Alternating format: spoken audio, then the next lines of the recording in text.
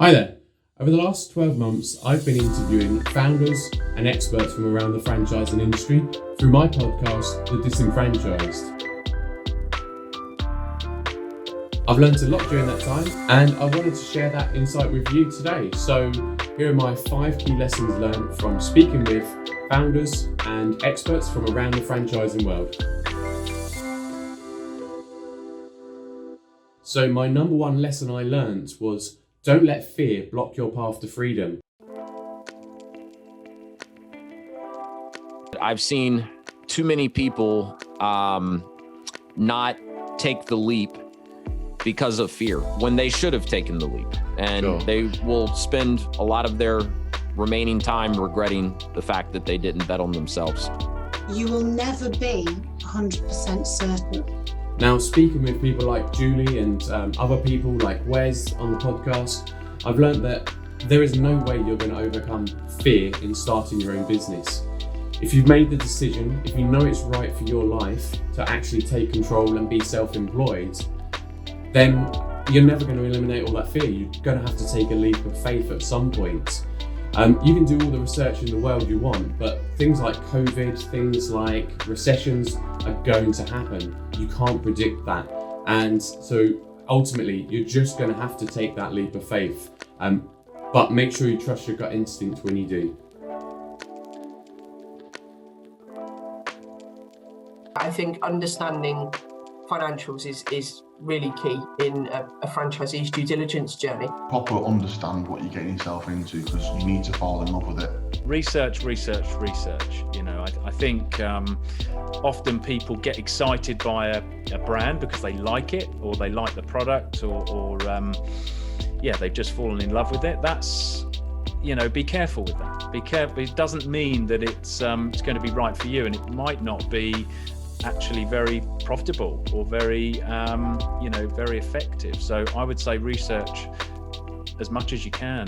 So speaking of research, number 2 on my list is do your research. There's so many different places you can go to find out information about the market you're looking to set up in, people that have done or created a similar business before. So what competitors are there out in the market?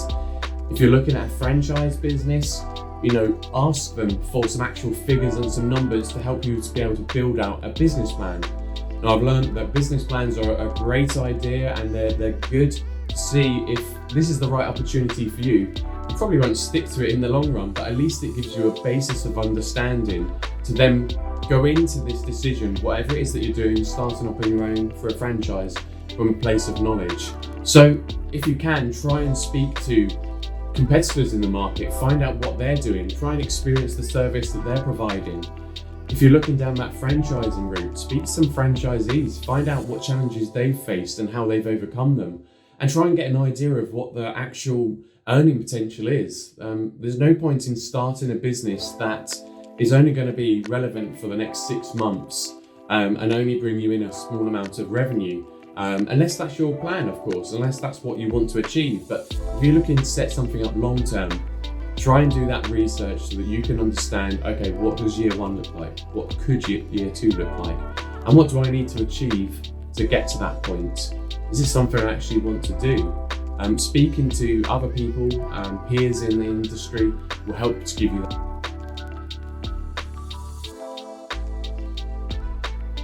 So the 3rd lesson that I've learned from speaking with these founders is that you don't always have to have all of the skills ready-made to start a business in a different sector or a different industry. Follow the passion that you have, go out there and learn it as much as you can. But remember, you've got so many transferable skills within your experience within your career that you can bring to the party when you're starting this new business venture of yours. For example, when I spoke to Cheryl White from Apollo Care franchise, her previous life was as a nurse. Now, I couldn't see how that actually transitioned into her being able to set up and run a business, but nurses have to be regimented in what they're doing in terms of the documentation they're filling out and the timings that they have. It's actually very much process driven. So when she started to build her own business, she was already set up to have processes and procedures put in place that were stuck to and followed which really helped her to build and grow her business.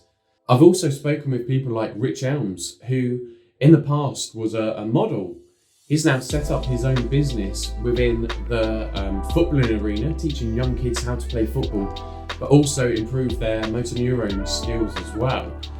He didn't really see an obvious transition between the two, but actually in his personal life, he had the skills of being able to engage with children, get them involved in something that they enjoy doing. So your skills don't necessarily have to come from your career. It can come from your personal life and what you've done from that world as well. Again, if you're heading down the franchising route, many of those franchise businesses, in fact all of them, will train you on how to do the business that you're going to set up with them. So they will take the skills that you already have and help you to leverage them and add new skills on top of that as well. But you do it because you've got your end goal, right? You do the job, but if you want something else, no one else is going to help you. So you've got to get in at 5 or 6 when you get home, and instead of moaning about your horrible job, you have your dinner and you hustle till 1 a.m. Well, I'm going to repeat that. It is up to you. You have to make it work. So you have to feel confident about what you're going to do. Sure, you're interdependent with other franchisees or the franchisor, but in the end, you have to make it a success. So you have to feel comfortable about it. There's no excuses if you don't. So number 4 is if you're going to set up your own business or buy into a franchise license, it is 100% your responsibility to make this successful. Nobody is going to do it for you.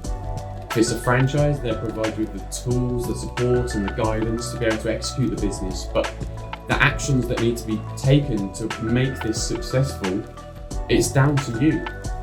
If you start to employ staff, you're then adding responsibility on your shoulders that, it is going to be you who brings the money in to pay the salaries of those other individuals.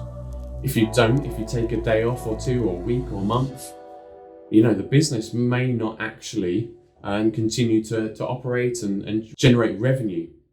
So the responsibility is going to be with you. Now, you don't have to do it all on your own though, of course. My advice and what I've learned from speaking with experts in particular is, speak to those experts in the industry. Speak with people that are maybe doing something similar or operating within a similar sector to what you are, or location or whatever is relevant, and see how they're finding it, see what they've managed to identify as routes to success or to efficiency or whatever it is that you need to do in your business. Plenty of networking events and online webinars and group sessions that you can attend. I think that are really valuable. Especially over the COVID period, I've seen in the franchising world, franchisors come together, and that's franchisors from tutoring organisations to white collar businesses through to restaurant chains, all coming together to solve problems and help each other in business. It's quite an interesting world to be a part of actually, when you've got a group of entrepreneurs who have a positive mindset and challenge solving mindset as well. So if you're starting on your own, make sure you're going out there to reach out to some of those people. Also, again, just going back to that franchising piece, if you're part of a franchise network, you have already got a built-in support team around you, but you've also got other franchisees who you can speak to who have gone down this path that you already have as well. Perhaps they've made it a success, perhaps they haven't, but speaking to them, finding out what's worked, what hasn't worked for them, can be really valuable in you starting your own business. Another quick point on that is, don't forget you can outsource some of the work, especially if you're starting on your own and you don't have staff, you don't have the capital to build a team of experts to work within your brand. Remember, there are plenty of companies out there that can help you to do things that you don't enjoy doing. I think it's unrealistic to think as a business owner that you can do everything yourself. There's going to come a point where the accounting side of things is too much for you, or it's just not interesting, doesn't make sense, whatever it is. outsource that to an accountant. It may be that your social media channel is your route to market that you want to make successful. If you can't do it yourself, or you haven't got the knowledge to be able to do it yourself, maybe you can outsource it to people. I've spoken to 3 or 4 of them now, a virtual assistant or a personal assistant, franchise brands who actually can offer you an hourly service. Maybe you only need it once a month or once a week for an hour. Engage with those people, outsource what you don't like doing, because that's going to allow you time to focus on the things that you do like doing, and it's going to help you to be motivated and build that successful business. And finally, point number 5, and probably the most important one of all, I assume it is, because literally everybody I spoke to said, do something you love, do something you're passionate about, do something that, I know it's a real cliche, but doesn't feel like a job. If you're doing something that you love, you're going to have more passion, more drive, you're going to have a purpose, you're going to have a reason to get up in the morning and be excited about work. So if you're sitting there watching this, stuck in a corporate world where you're working for somebody else, or you're in a job where it's a dead end, you're not going anywhere, or strategies keep changing and you don't agree with the ethos of the company, do something about it, because we only have one life, and if you're not doing something you love, maybe it's wasted time. I certainly feel it's wasted time. So make sure you're out there working towards something that you love doing, and that may be small baby steps to start off with, but as you keep on growing, as you keep on building your business, building your future, you're going to be much happier when you start to look back on what you've achieved and what you've done in your life, in your career. So that's it from me. Do something that you love, make sure you're passionate about it, and you're sure to find success. Good luck, and thanks for listening.